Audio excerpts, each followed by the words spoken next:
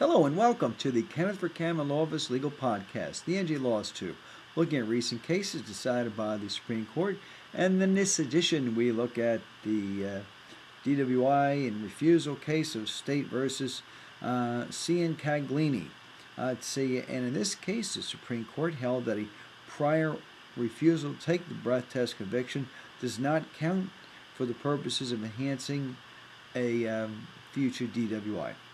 The Supreme Court of New Jersey held 1. To interpret a statute, courts look to the legislative intent, examining first the plain language of the statute. If the statute is clear on its face, courts enforce it. If it's ambiguous or open to more than one meaning, courts may consider extrinsic evidence, including legislative history and committee reports. Any reasonable doubt concerning the meaning of a penal statute must be strictly construed in favor of the defendant. 2. Although NJSA 39:4-50, the DWI statute, and 39:4-50.4, the refusal statute, are part of a statutory complex designed to rid the highways of drunk drivers. Each is a separate section with a different, albeit related, purpose, and each has different elements. Under the DWI statute, 39:4-50, operating a motor vehicle while intoxicated subjects the defendants to penalties that are based on a number of prior offenses the defendant has committed. For an offense in which the driver's blood alcohol content is 0.10 or higher, the sentence includes a license suspension of 7 months to 1 year, a fine, a jail term of up to 30 days. For a second violation, then there's a 2-year loss of license, a fine, jail term of up to 90 days. For a third or subsequent violation, the sentence includes a 10-year license suspension, a fine, and jail of mandatory 180 days. However, the DWI statute contains a step-down provision that states, if the second offense occurs more than 10 years after the first offense, the court shall treat the second conviction as a first offense for sentencing purposes.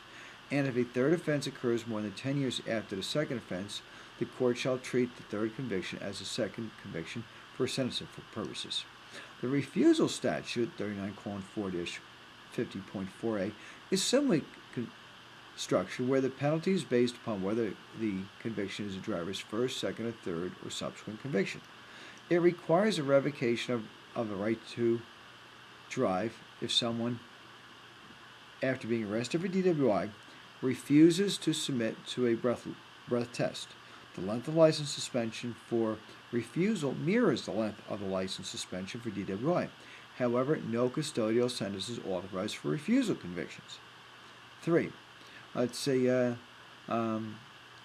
Until there's the Ciancaglini case was decided by the appellate division, there was a prior case of DeSoma, which was the controlling case for DWI offenders with prior refusal.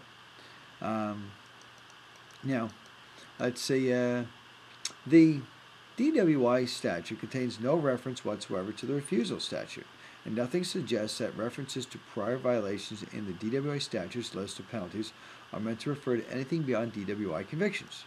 The Supreme Court held, without statutory cross-reference or a similar expression, the most natural reading of the DWI statute suggests that the prior violations described in 39:4-50 are meant to refer only to DWI section in which they are contained. Such a reading is consistent with the established principle that penal statutes must be strictly construed. 5.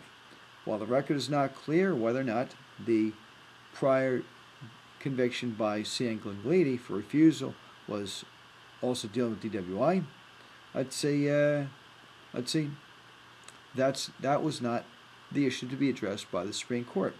The Supreme Court also determined it did not need to decide whether or not the person can twice take advantage of a step down under 39:4-50 because Ciancaglini's refusal conviction cannot be considered prior to DWI violation for enhancement purposes. As such, she is not precluded from the benefit of step down since her first DWI conviction in 1979 was more than 10 years prior to her second, the 2008 DWI conviction. So, therefore, the judgment of the appellate division was reversed, and the prior refusal could not count against them. And that was State versus Ciancaglini, decided 204 NJ 597, 2011. For other information, visit website njlaws.com. That's njlaws.com, or website benotguilty.com. That's benotguilty.com. Thank you, and good luck.